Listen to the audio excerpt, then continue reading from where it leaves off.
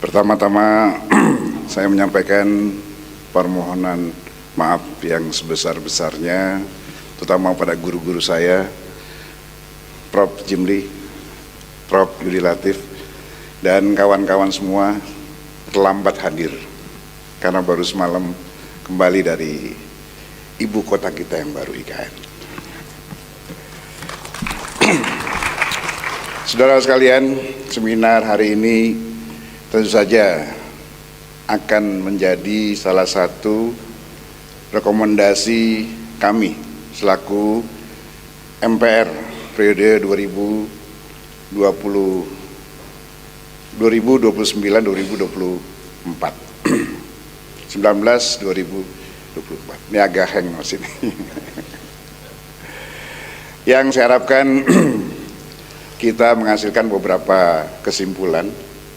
Yang pertama, menurut saya berdasarkan perjalanan silaturahmi kebangsaan kami menemui banyak tokoh keagamaan, tokoh politik, tokoh nasional, Presiden Republik Indonesia di zamannya, Wakil Presiden Republik Indonesia di zamannya. Intinya adalah kita memerlukan suatu evaluasi, suatu kajian yang mendalam atas perjalanan bangsa kita pasca reformasi. 26 tahun kita berjalan, atas kehidupan kita dalam ketatanegaraan maupun dalam kehidupan demokrasi kita yang hari-hari ini rasa-rasanya kita mulai kehilangan arah. Kita mulai disorientasi terhadap apa yang kita semangati sebagai bangsa, bahwa kita harus menjalankan atau melaksanakan atau menerima aspirasi rakyat.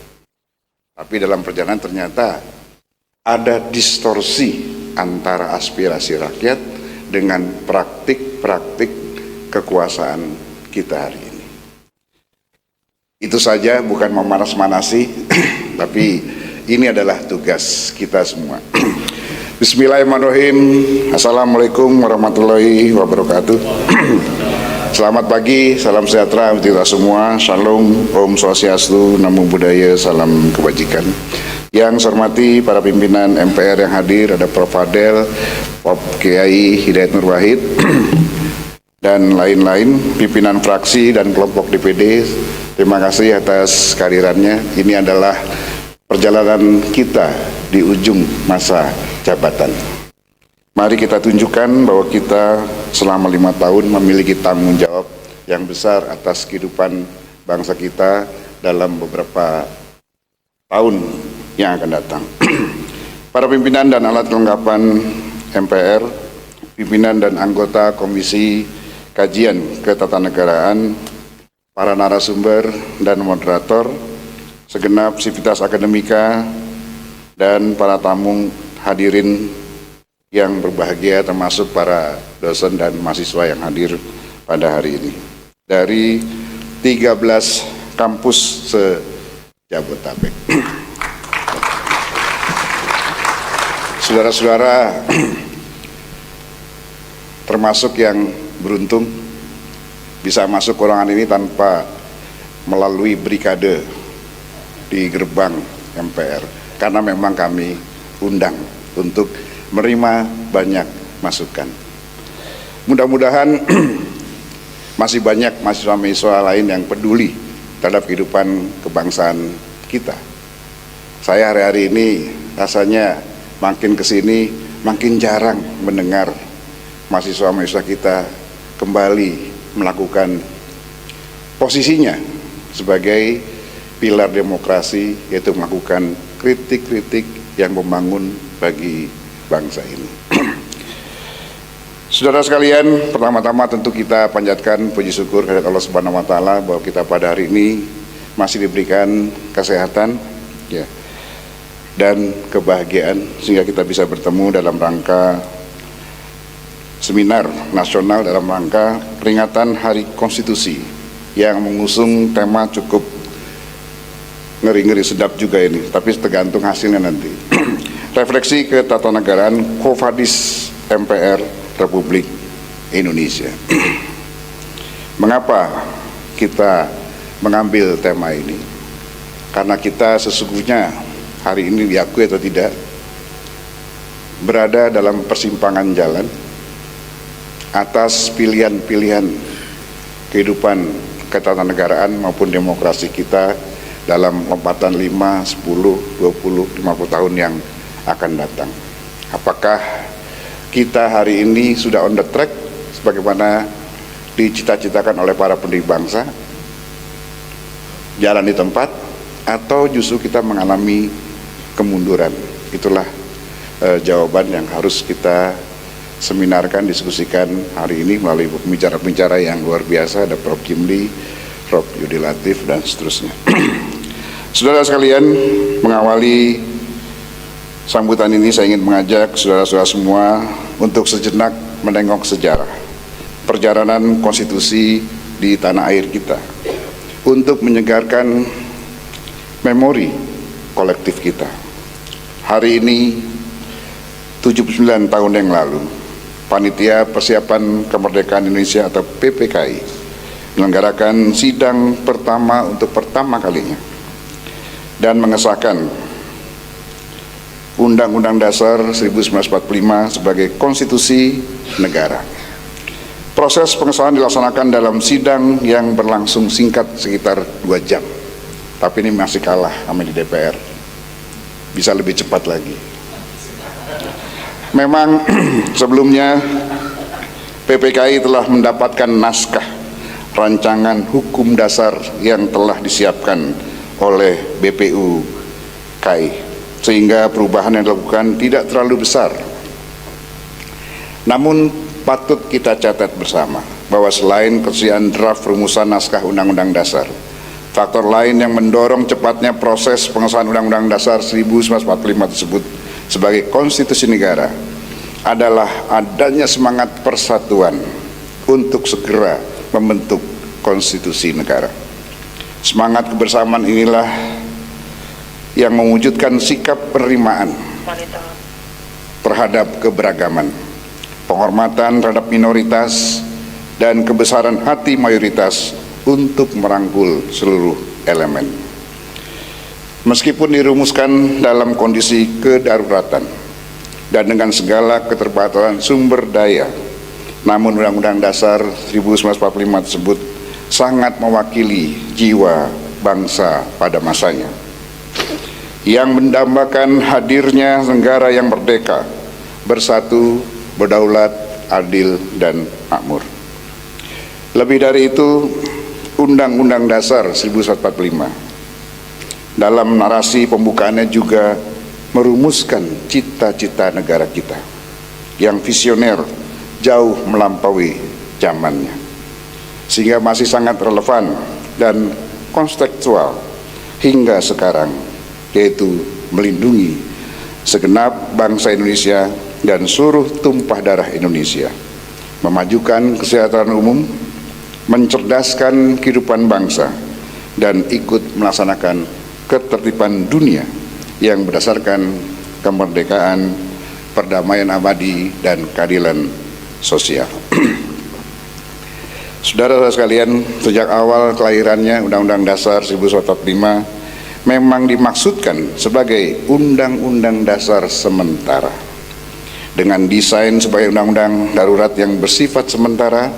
Keberlakuan Undang-Undang Dasar 1945 sempat diselingi oleh kehadiran Undang-Undang Dasar Republik Indonesia Serikat atau UUD RIS dan Undang-Undang Dasar Sementara atau UUDS, sebelum pada akhirnya diberlakukan kembali melalui Dekret Presiden 5 Juli 1959. Itulah sebabnya berbagai aspirasi yang kami terima, ada yang bilang ingin kembali ke Undang-Undang Dasar asli, 19 Agustus 1945, ada yang mendorong juga kembali ke Undang-Undang Dasar hasil Dekrit 1959 Juli dengan berikut penjelasannya. Jadi ada dua arus besar kembali ke Undang-Undang Dasar yang asli Agustus 1945, ada yang ingin atau mengusulkan kembali ke Undang-Undang Dasar hasil Dekrit 5 Juli 1959. Ada juga yang mengusulkan bahwa Undang-Undang Dasar hari ini sudah bagus, tinggal kita evaluasi dan kita perbaiki, kita sempurnakan apa yang harus kita sempurnakan sesuai dengan perkembangan zaman. Itu yang berkembang di tengah-tengah masyarakat. Apa pilihannya, ini sangat tergantung daripada konsensus seluruh elemen bangsa, utamanya partai-partai politik yang akan berada di Senayan dan pemerintahan baru pada tahun depan. Saudara sekalian, melalui dekrit yang sama, Badan Konstituante dibubarkan karena gagal melaksanakan tugasnya menetapkan Undang-Undang Dasar baru karena tajamnya perbedaan pandangan dan kepentingan dari masing-masing kelompok. Kebijakan penetapan kembali ke Undang-Undang Dasar 45 telah menyelamatkan negara dari masalah perpecahan dan krisis politik. Ini juga yang harus kita pikirkan hari ini, bahwa kita harus mampu menghadirkan kembali Undang-Undang Dasar yang bisa menjawab kalau kita dalam keadaan kahar fiskal, kahar politik, atau dalam keadaan kegentingan yang memaksa ketika masa jabatan presiden sudah habis, tapi kita tidak mampu melaksanakan pemilu karena masalah-masalah perang, masalah-masalah COVID, misalnya COVID kembali, atau musibah atau penyebaran penyakit yang tidak bisa dihindari, bencana alam yang besar, ya. Kita belum punya pintu darurat manakala kita menghadapi situasi di mana pemilu tidak bisa dilaksanakan tepat waktu, sementara seluruh anggota DPR semua tingkatan 1 Oktober harus meletakkan jabatan, dan 20 Oktober Presiden, Wakil Presiden dan seluruh perangkatnya harus juga meletakkan jabatan. Yang tersisa hanya Kapolri dan Panglima TNI. Saudara-saudara sekalian, dalam perjalanan selanjutnya implementasi konstitusi dalam praktik penyelenggaraan kehidupan berbangsa dan bernegara mulai mengalami defisiasi, tidak lagi dilaksanakan secara murni dan konsekuen. Konstitusi ditafsirkan menurut selera dan bukan lagi merujuk pada tujuan awal atau original intent dan itikat atau niat baik atau good intent dari rumusan naskah Undang-Undang Dasar kita. Apakah semangat menciptakan kota kosong juga bagian daripada mengartikan demokrasi yang kita cita-citakan? Ini juga harus menjadi jawaban bagi kita semua. Kalau iya, ya mari kita hormati. Itulah fakta demokrasi. Itulah saya ingin seminar ini membahas kembali, mengevaluasi kembali sistem demokrasi yang kita pilih kali ini. Apakah lebih banyak manfaatnya atau justru lebih banyak mudaratnya? Karena ongkosnya sangat mahal, transaksional, dan membuat masyarakat pragmatis. Maka kita hari ini terjebak kepada sistem demokrasi angka-angka, sistem demokrasi transaksional, sistem demokrasi NPWP, nomor piro, wani piro. Ya, semua di ruangan ini yang merasakan dampak akibat daripada itu banyak. Ya bersyukurlah teman-teman hari ini yang nggak kepilih masih bisa sehat, nggak ketawa sendirian. Nah, gitu. Saya khawatir pilkada serentak besok ini akan menambah orang-orang yang gembira tapi sendirian ketawanya. Ya, mudah-mudahan tidak. Saudara sekalian, amandemen terhadap konstitusi merupakan bagian dari jawaban atas arus deras reformasi yang menuntut pembenahan dan penataan kembali sistem ketatanegaraan. Salah satunya adalah Undang-Undang Dasar 1945 agar tidak ditafsirkan, sekali lagi tidak ditafsirkan, diterjemahkan dan diimplementasikan secara sepihak dan sewenang-wenang. Ya. Jadi semua negara yang memilih sistem demokrasi seperti kita, yang berkuasa adalah partai-partai politik. Yang berkuasa adalah para orang-orang yang memimpin partai politik. Tidak hanya di Indonesia, tapi semua negara yang menganut sistem demokrasi seperti ini, yang berkuasa adalah mereka. Kalau saya ketua umum partai politik, saya baru ingin mencalonkan, entah jadi entah enggak. Karena saya juga harus menyesuaikan diri dengan keadaan, harus adaptif. Di politik itu harus adaptif. Ya. Sayalah yang akan menentukan siapa yang akan dipilih oleh rakyat untuk presiden dan wakil presiden. Betul. Ya. Sayalah yang menentukan siapa yang berhak maju tidak maju untuk menjadi anggota legislatif di semua tingkatan. Sayalah yang menentukan,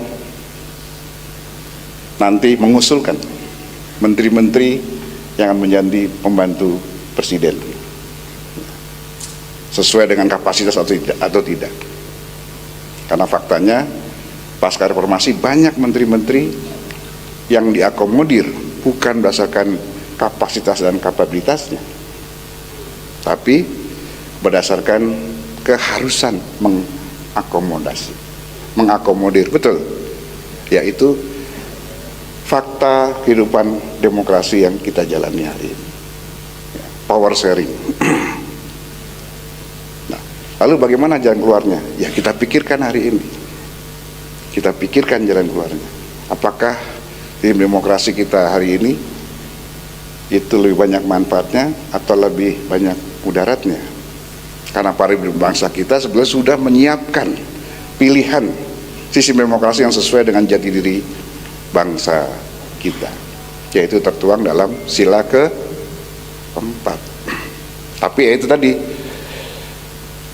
agar tidak ditafsirkan, jadi ditafsirkan, diterjemahkan dan diimplementasikan secara titik dua sepihak. Mari kita renungkan bersama, menangkap beberapa aspirasi yang tadi sempat saya sampaikan. Pertama, amandemen terbatas, yaitu terkait kewenangan atau menambah kewenangan MPR dalam membentuk PPHN dengan menambah 2 ayat atau menambah kewenangan MPR dalam membentuk PPHN dengan menambah 2 ayat di 2 pasal. Kemudian melakukan penyempurnaan atau kajian menyeluruh terhadap Undang-Undang Dasar 45 hasil amandemen sebelumnya. Kemudian yang ketiga, kembali ke Undang-Undang Dasar 45, Dekret Presiden 5 Juli 59. Berikutnya, aspirasi berikutnya kembali ke Undang-Undang Dasar 1945 yang asli 17 Agustus 45, kemudian disempurnakan 18 Agustus, kemudian disempurnakan melalui adendum.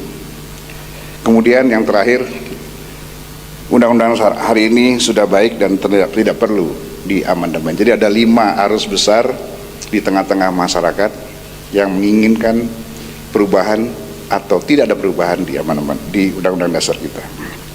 Urgensi untuk meninjau kembali konstitusi juga berangkat dari kekhawatiran masih ada banyak celah yang ditinggalkan oleh Undang-Undang Dasar 1945 yang berlaku saat ini.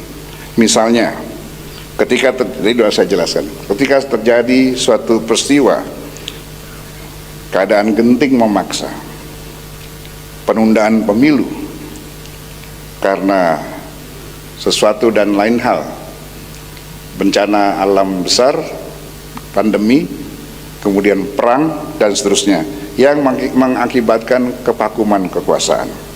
Hal ini belum diatur mekanismenya dalam konstitusi kita hasil amandemen keempat. Dan jika terjadi kevakuman pengaturan dalam konstitusi kita itu, lembaga mana yang dapat mengambil peran? Karena sekarang lembaga-lembaga sudah sejajar, MPR, DPR, DPD, MK, KY, MA, ini kita sejajar. Bahkan kadang-kadang ada yang lebih tinggi daripada MPR, yaitu MK. Kadang-kadang. Nah, itulah sebabnya maka kita arus besar juga menginginkan MPR kembali kepada lembaga tertinggi negara, agar jika ada konflik konstitusi, konflik politik di bawahnya, MPR lah nanti yang menyelesaikan, mendamaikan. Bayangkan kalau terjadi dispute konstitusi, dispute politik antara MK dengan DPR atas suatu undang-undang, siapa yang bisa menyelesaikan? Karena kita semua sejajar, pasti akan terjadi dispute ya. Mudah-mudahan kita cepat bisa menemukan jalan keluar, bisa menciptakan kembali pintu kedaruratan dalam konstitusi kita.